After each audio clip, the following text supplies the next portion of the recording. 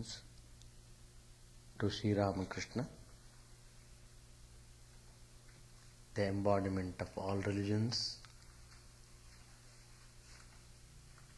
the Supreme God incarnate,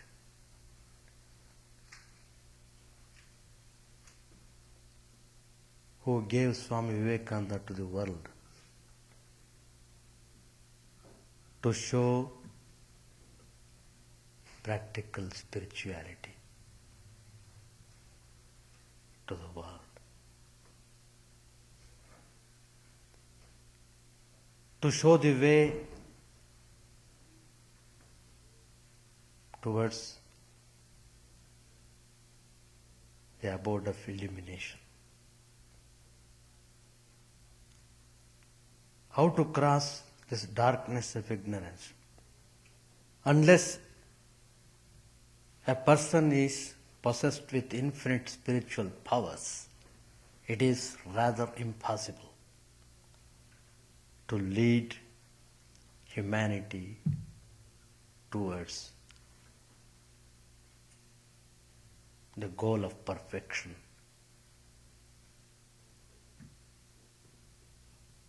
So the greatest contribution Sri Ramakrishna made was Swami Vivekananda.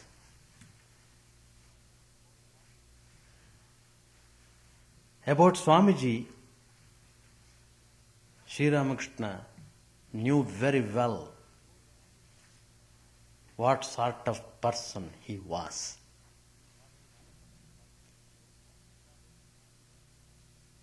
He would classify him as ever perfect.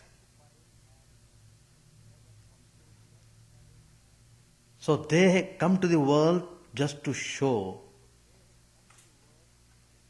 the way to the people. Sri Ramakrishna would refer to Narendranath, the previous name of Vivekananda,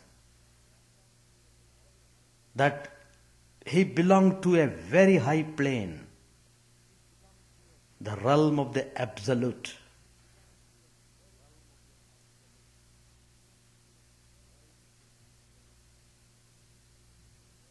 Sri Ramakrishna would further say,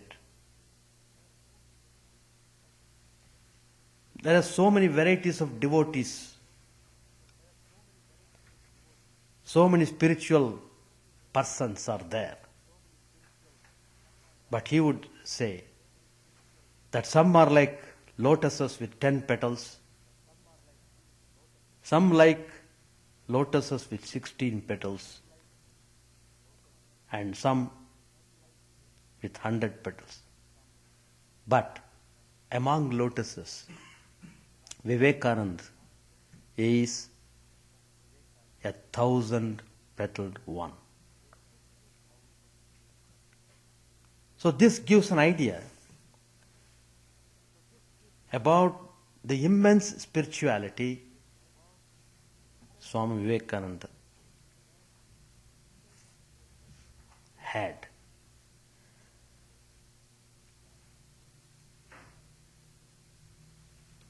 People are confronted with many and complex problems.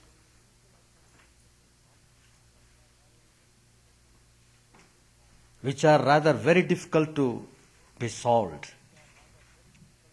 It is only persons of immense spiritual power are the hope. Spiritual guidance, that is the only hope. Spiritual persons of such eminence, they must mingle with people and bless them through their very presence. It is for that only the spiritual people come to this world. Once some devotees complained to Holy Mother Sri Sharada Devi, Mother, Why do you allow all types of people to touch your feet? Afterwards you feel a burning sensation. Why should you allow them at all? Why don't you select them? Then Holy Mother answered, do you think we have come here to eat sweets? We have come for the sake of the people. So whoever comes, if I don't extend my hearty love, then who would take care of them? Is it ever possible for anybody to take care of people?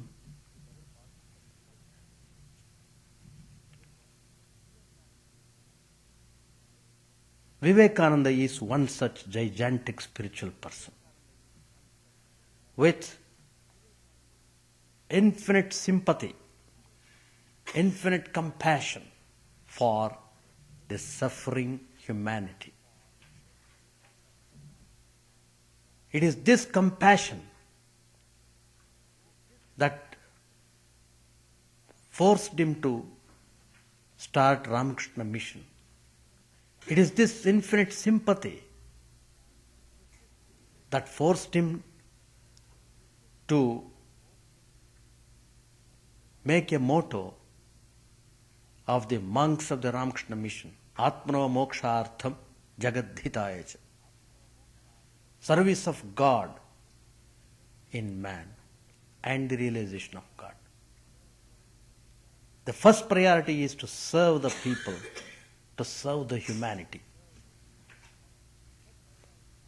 With this noble idea, the Ramakrishna Mission was started and it is working its best on those lines. In fact, we have a huge relief department in Ramakrishna Mission. Wherever there is national calamity, immediately our mission rushes there and tries to render help in whatever manner needed. Recently, of course, you all know about the earthquake, devastating earthquake occurred in Maharashtra in India. 10 Swamis have been dispatched for doing relief work there. As soon as the relief work started, the Ramakrishna Mission immediately took up a village and they are doing their best to bring relief measures, rehabilitation work they have started. So Swami Vivekananda,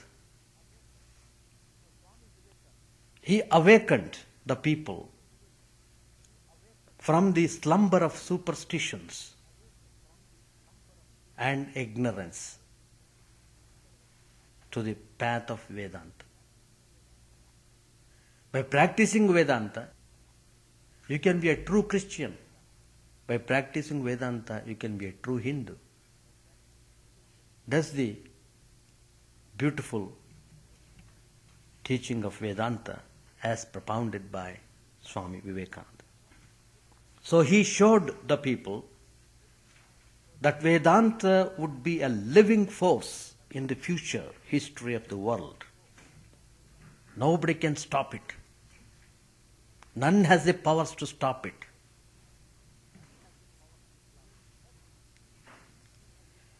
During the first 16 months of his American visit, Vivekananda lit the fire of spirituality in innumerable hearts. And then during the next 16 months, built up a legacy of spiritual and philosophical knowledge by which that fire might be fed for centuries to come. Just 100 years have passed since Vivekananda gave the message of Vedanta to the West. You will see how it works. Nobody can stop it. None has the power to stop it.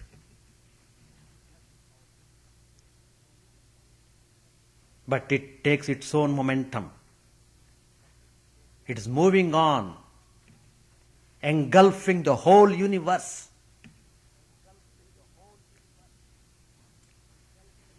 To maintain equanimity among the people.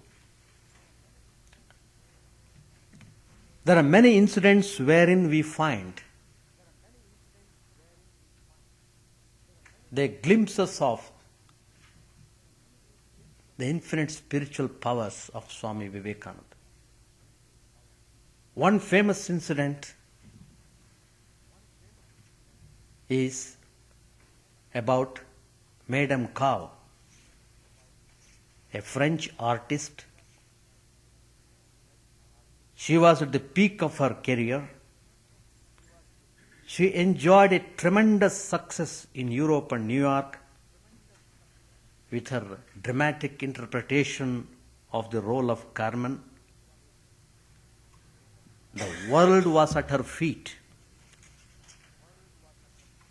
But what sort of personality she was? She was tempestuous, headstrong, and sensuous.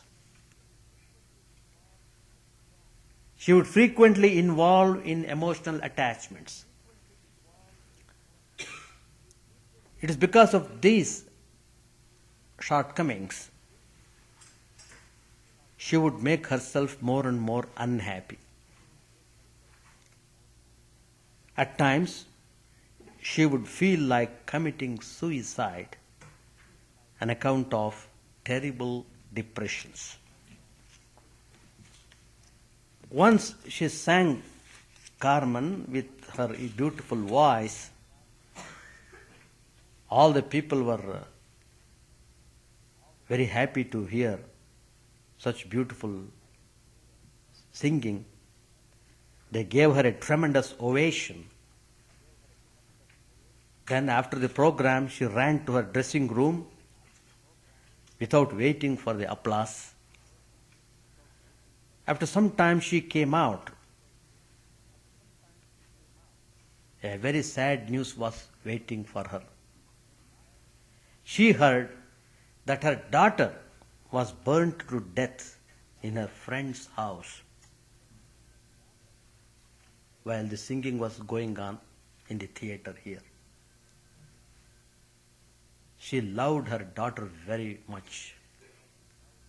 She immediately collapsed. She was in a terrible mental turmoil. Her friend tried to comfort her.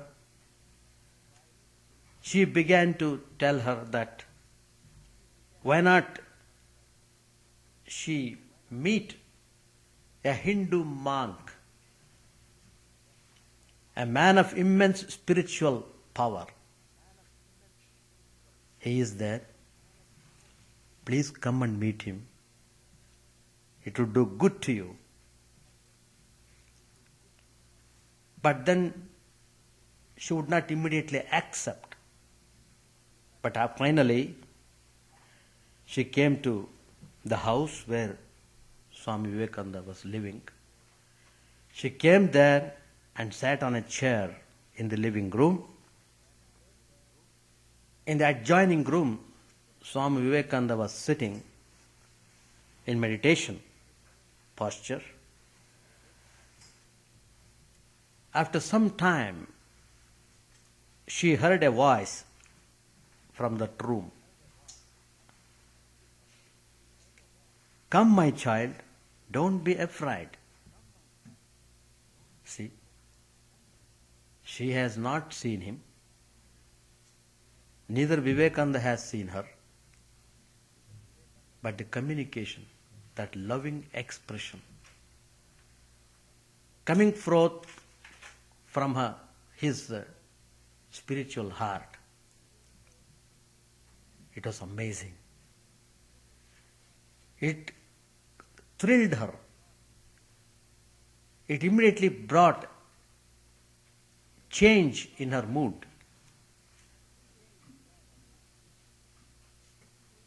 So she got up and entered the room.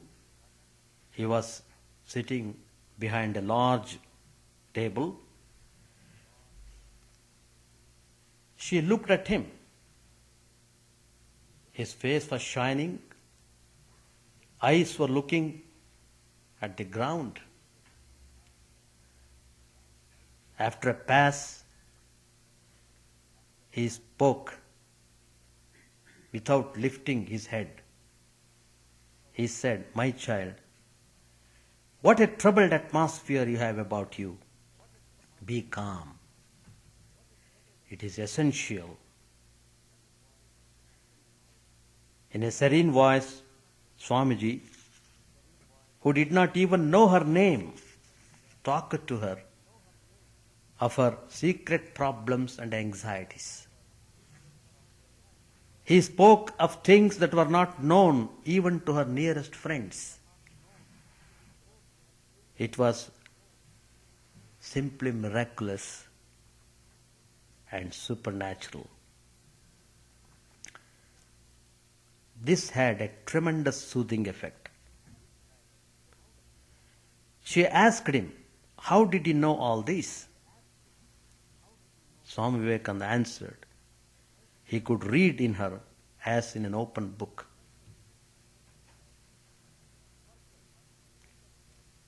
"You must forget, be happy again. Build up your health. Do not dwell in silence upon your sorrows. Transmute your emotions into some form of external expression. Your spiritual health requires it. Your art demands it." When Swamiji said these things in that divine mood, it had tremendous effect on her. All the feverish complexities were removed from her brain and introduced in that place Swamiji's clear and soothing thoughts. This meeting completely gave that lady a new lease of life. She became once again very cheerful. Vivekananda did not use any of the hypnotic or mesmeric influences. It was the strength of his character, the purity and intensity of his purpose that carried conviction. Whomsoever would come in contact with Swamiji, he would bless them wholeheartedly, and he would give proper corrections, and he would make their life blessed. There is another famous incident that is about Rockefeller. He was very powerful and strong-willed person, very difficult to handle, and a hard man to advise. These are his characteristics. Well, his friends told him about the extraordinary and wonderful Swami. One day, Rockefeller came to the place where Swami Vivekananda was staying. The butler ushered him into the living room. Not waiting to be announced, Rockefeller entered into Swamiji's room, who was sitting behind his writing table. Generally, what we do, if anybody enters, immediately we look up. But Vivekananda did not do that way. As we had seen before, now also Vivekananda was sitting in a meditative posture. He did not look up even to see who had entered, but then he began to talk to him without seeing him. He told him much of his past that was not known to any. He made him understand that the money he had already accumulated was not his, that he was only a channel, and that his duty was to do good to the world. That God had given him all his wealth in order that he might have an opportunity to help and do good to people. Rockefeller was annoyed to hear what he ought to do. He was a very hard man, tough man to be advised with. So he left the room in irritation, not even saying goodbye. But after about a week, again he came. He could not resist meeting Swamiji again.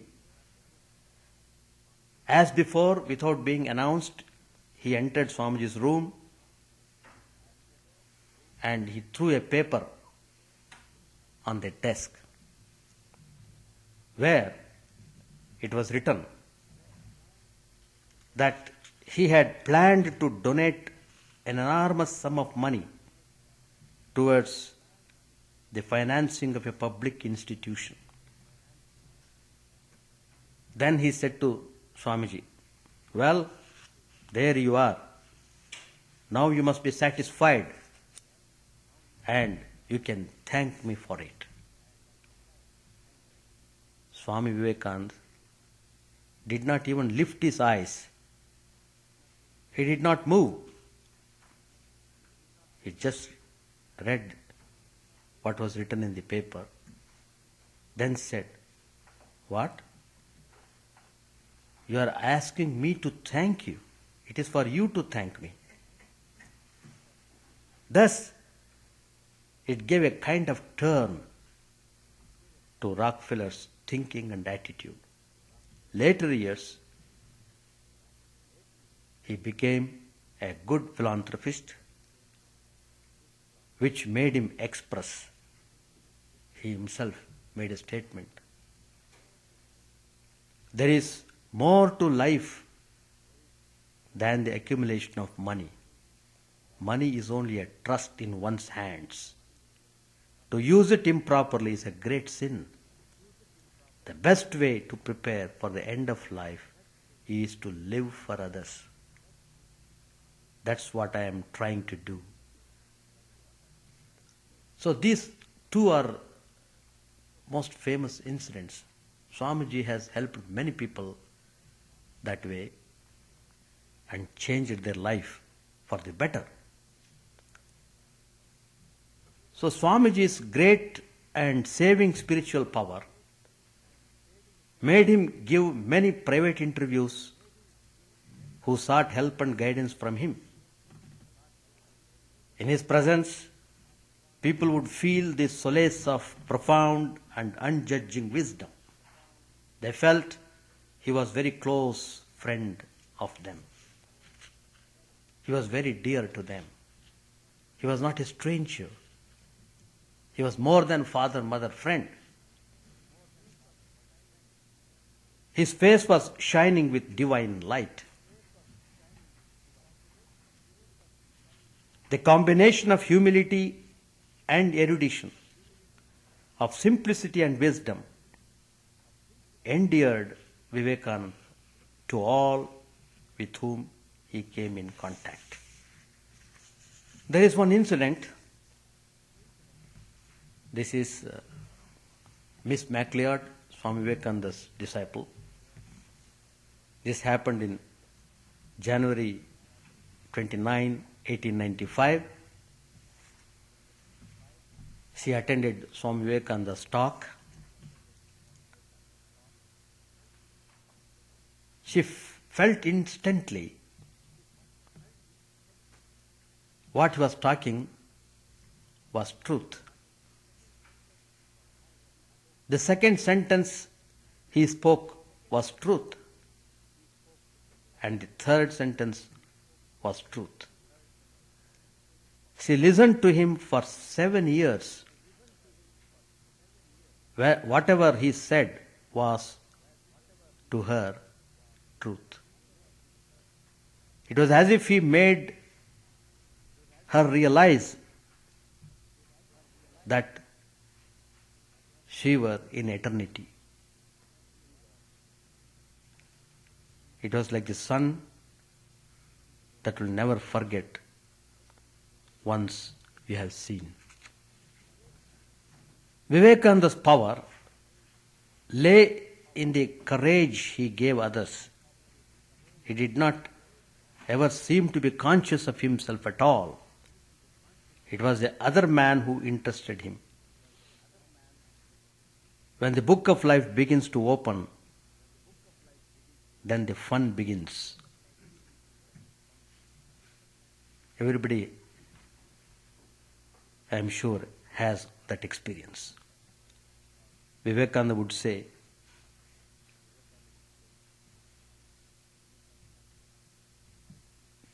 that life is very important and we should live properly before it is too late. He used to make people realize there is nothing secular in life. It was all holy. That is, he would spiritualize everything. Why do you distinguish between secular and spiritual? Make everything spiritual. You will be spiritual. Always remember, you are incidentally an American and a woman, but always a child of God. Tell yourself day and night what you are. Never forget it. His presence was dynamic. Everybody would feel that impulse. On another occasion, Miss MacLeod was reading Gita translation. One day, she went with her two sisters to listen to Vivekananda's talks in New York. It so happened the subject of the talk was Gita itself. Many people were there. When Swamiji started speaking, Miss MacLeod lifted her eyes and looked at him. What did she see? She saw with her own eyes Lord Krishna himself standing there and preaching the Gita. That was her first wonderful vision. She stared and stared. She saw only the figure, Lord Krishna, and all else vanished. That was her wonderful experience when she heard Vivekananda's talks on Gita. So Swamiji literally radiated spirituality wherever he would go. An atmosphere of benediction, of peace, of power, and of inexpressible luminosity was felt by one and all who came to his classes. At Thousand Island Park, Swami Vivekananda took classes for 7 weeks. He poured out continuously a torrent of spirituality. You please go through complete works of Vivekananda. Most wonderful, interesting chapter, Thousand Island Park. Please go through that. Very interesting. There is one incident. Miss Dutcher, she was a devout Methodist. Her whole outlook on life had been conditioned by one of the most orthodox, missionary-minded Protestant denominations. She invited Swami Vivekananda to her house to speak. She invited many neighbors to attend the discourse. Swami Vivekananda was a spiritual tornado. Miss Dutcher's lifelong religious conditioning, her ingrained beliefs and assumptions were about to be turned topsy-turvy by hearing Swami Vivekananda's words. His teachings at Thousand Island Park shook her to the very roots of her being. Sometimes she would disappear to a neighboring cottage for 2 or 3 days at a stretch. She would not come at all. Referring to her, Swami Vivekananda said, "This is not an ordinary illness. It is the reaction of the body against the chaos that is going on in her mind. She can't bear it." All types of men and women would attend Vivekananda's classes. Students, rich and poor, famous and unknown people, all categories. They would all come and sat in whatever space available. They were in rapt attention to hear Swami Vivekananda. They were all absorbed, not only in his words, but in Swamiji himself. They were so much fascinated by his personality. He is possessed of a large amount of personal magnetism. It was indeed difficult to distinguish Swamiji from his message. Like all the great prophets, he was his message, the embodiment of it. Swami Vivekananda once said, "Do you think I only lecture? I know I give tangible, living spirituality to them, and they know they receive it." So the communication was well established. That's the beauty of it. Everybody would feel, whenever Swami Vivekananda would come, the whole atmosphere was beaming with spirituality. For the first time they would experience what exactly spirituality means. There is another incident which happened in New York. There are many incidents, I am just taking only a few.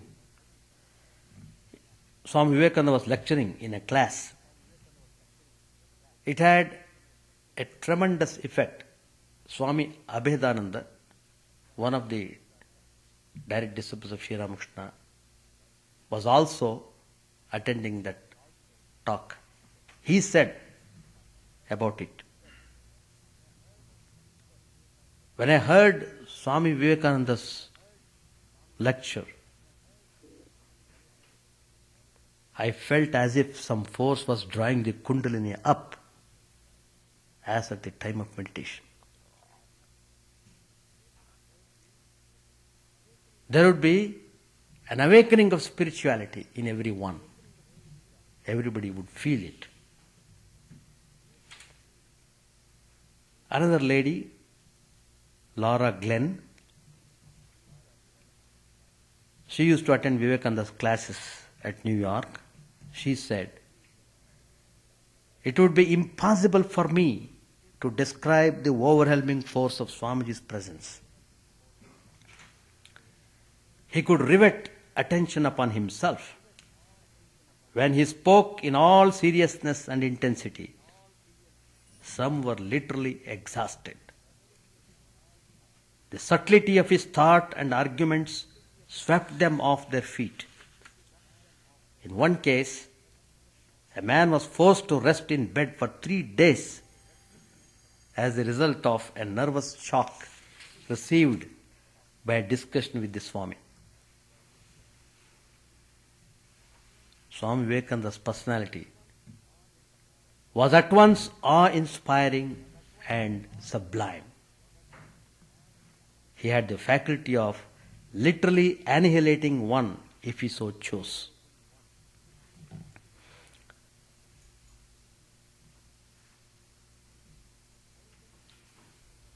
Thousands of people were drawn to Swami Vivekananda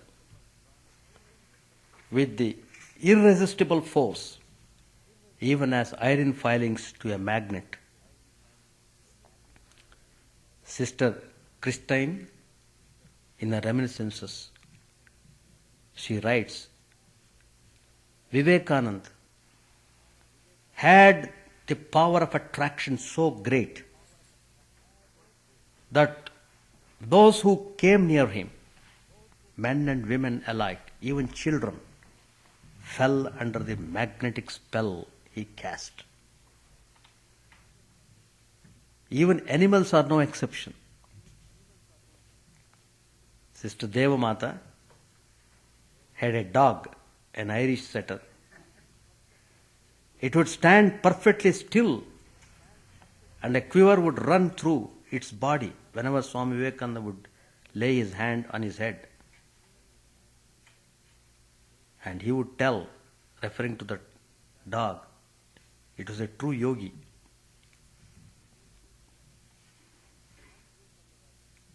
Swami Vivekananda was a great psychic also.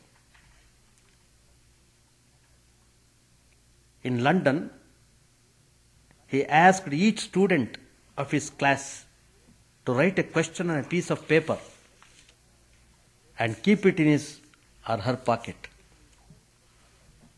He then proceeded not only to answer the questions, but to give particulars regarding the questioner's house, friends, and so on. Everyone was astonished. So Vivekananda had such infinite spiritual powers in him. Sri Ramakrishna,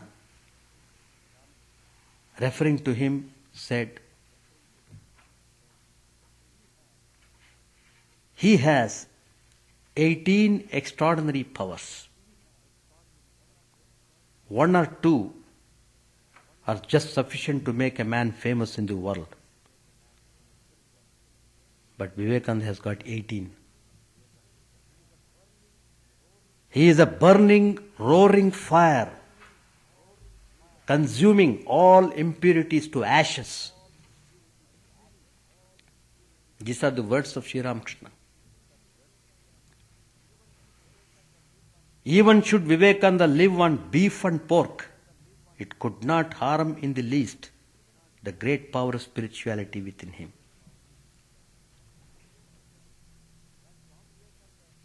When Swami Vivekananda came to Sri Ramakrishna, during his initial period, he would react whatever Sri Ramakrishna said. And Sri Ramakrishna himself wanted to test, what is this? Is this the same guy which I had thought that would come and help? Then he touched him. Sri Ramakrishna was a great spiritual person, immense spirituality he had. So he could, by touch, he could transform a person to a different level. He just wanted to find out who this person, having such a strong, rebellious mind, he just wanted to know. Immediately, when he touched him, he was a different person. He could understand that this Vivekananda was one of the rishis, spending whole day and night in meditation. He refers to Vivekananda as one of the Saptarshis. In fact, Sri Ramakrishna had the vision. Once he was sitting in meditation, his mind was rising up, going to different regions, different lokas. All the gods and goddesses in every other world, Sri Ramakrishna could see. After transcending all these different lokas,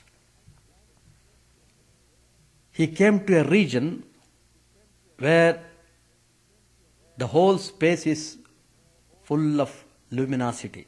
There is nothing else. Normally,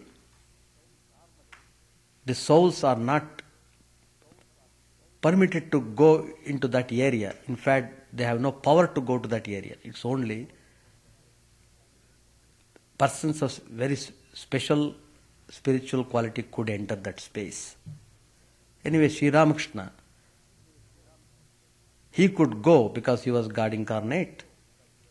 And not only that, he had done lot of practices and his mind was thoroughly pure and he knew the eternal truth. So he could transcend all these lokas and enter into that space where there is full of light everywhere. Then he saw 7 rishis sitting in meditation. Then a small child, Sri Ramakrishna assumes the form of a small child and it approaches one of the rishis and pats on his back. The rishi opened his eyes and Sri Ramakrishna signed him that he should come to the earth to help him. He consented. That's it. Afterwards, Sri Ramakrishna said, one day he saw in a vision a streak of light coming directly from Benares to Calcutta into the house of Datta, Vishwanath Datta, and entering into the womb of Bhuvaneshwari Devi. That is how Vivekananda's spirituality was recognized by Sri Ramakrishna himself. So whenever Swamiji would come and meet him, he could not control his love towards him. Immediately he would get up and embrace him, give him sweets and all delicious dishes to him. Afterwards, after some time, Vivekananda came to know why Sri Ramakrishna is loving him so much. And it is only Sri Ramakrishna could control his spirituality, nobody else. If Sri Ramakrishna were not there, Vivekananda would not be here. He would be absorbed in Nirvikalpa Samadhi in some Himalayan caves. It happened actually in the life we can read. Swami Vivekananda expressed the desire. He wanted to be in Nirvikalpa Samadhi. He doesn't want to come down to this mundane existence. What is there here? That's a blissful state. Ever blissful. So, who will care to come down from that state? Nobody wants to be unhappy. If a man enjoys joy, he wants to enjoy it forever, if it could come. And this is the state where actually he is enjoying that. Bliss, that's the maximum joy one can get in samadhi. Nirvikalpa samadhi is a state where the mind merges in the absolute. The river merges in the ocean. There is no more river afterwards. It is ocean only. That is why Sri Ramakrishna would say, ordinarily, the spiritual aspirants, by doing practices, if they rise the mind to such level of concentration and meditation, at the final stage of absorption, they get merged into that absolute. Afterwards, they can't remain in this world any longer. After all, that's what Sri Ramakrishna said. But there are some extremely exceptional cases where they could come back from that highest state of Nirvikalpa Samadhi. It's only those who are meant for doing service to humanity. So Sri Ramakrishna Vivekananda belonged to that category. They came with the purpose of doing service. Until and unless it is finished, they won't go. Once their mission is over, they won't stay even a minute longer. So when Swami Vivekananda said, I want to be absorbed in Nirvikalpa Samadhi, Sri Ramakrishna told him, no. It is not that you should be always in Nirvikalpa Samadhi that I wanted you here. I wanted you here for some special purpose. So, till you finish that work, I keep your Nirvikalpa Samadhi state under lock and key. So, a veil of ignorance was just put so that Vivekananda could not be lost in the Nirvikalpa Samadhi. So when his visits to America and India and all over the places, England and other places, towards the end he was coming to know that his work is almost complete. He was just 39 years. He took a pilgrimage.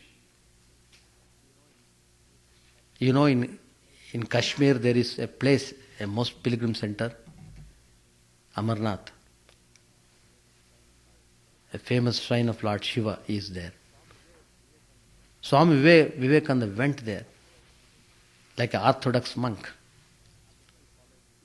strictly following the traditions, fasting on the way. Finally reached the place. When he entered into the sanctum sanctorum of the Amarnath, he immediately realized his true nature.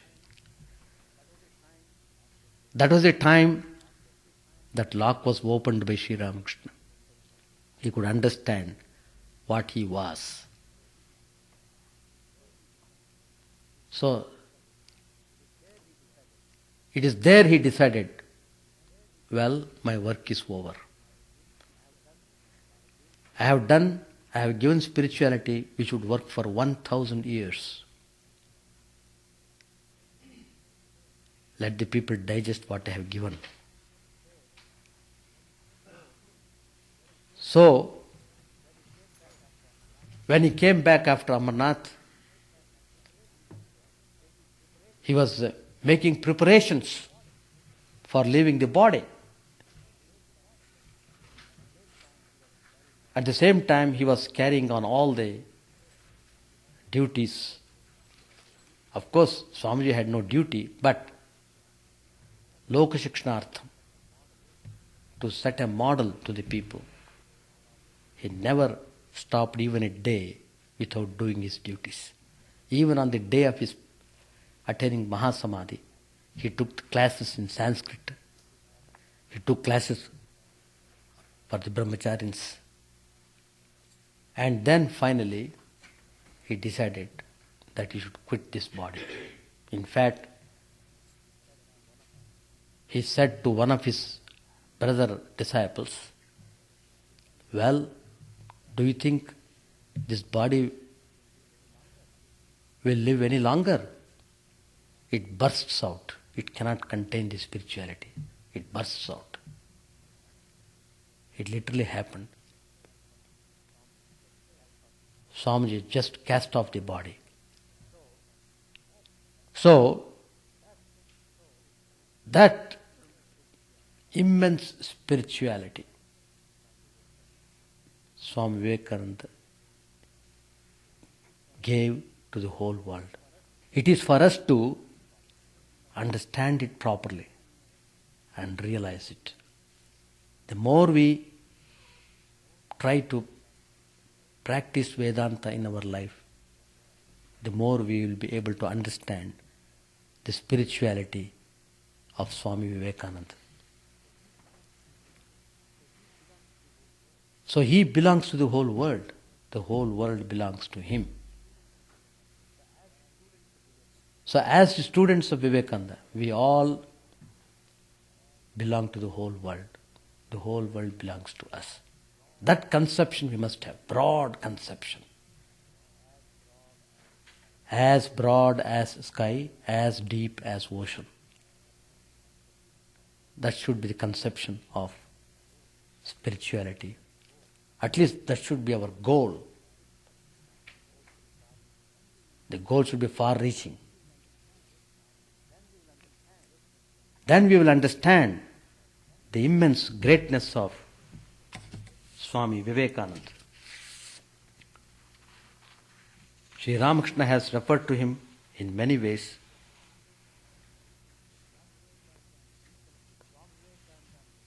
Swami Vivekananda and people of his type. In the bulletin it is printed. Belong to the class of the ever free. They are never entangled in the world. When they grow a little older, they feel the awakening of inner consciousness and go directly towards God. They come to the world only to teach others. They never care for anything of the world. They are never attached to lust and gold. He is not under the control of anything. He is not under the control of attachment or sense pleasure. He is like a male pigeon. If you hold a male pigeon by its beak, it breaks away from you. But the female pigeon keeps still. Vivekananda has that nature. The nature of a manly man. So he sits on the right side in a carriage. Bhavanath has a woman's nature, so I make him sit on the other side. I feel great strength when Narendranath is with me in gathering. Romarola, in his book The Life of Vivekananda, has written, Vivekananda's words are great music, phrases in the style of Beethoven, stirring rhythms like the march of Handel choruses. I can't touch these sayings of his, scattered as they are through the pages of books at 30 years distance, without receiving a thrill through my body like an electric shock. And what shocks, what transports must have been produced when in burning words they issued from the lips of the hero. Swami Vivekananda himself has said on his Mahasamadhi day, if there were another Vivekananda, then he would have understood what this Vivekananda has done. And yet, how many Vivekanandas shall be born in time? Thank you all. The benediction. May our learned mothers inspire us with their righteous deeds. May the learned people of noble thoughts guide us. May the omnipresent Om bring us peace and healthy life. May this air be peaceful. Om, peace, peace, peace be unto all. Now this English translation is done from the Sanskrit verse which I am reciting now. This is from Rig Veda.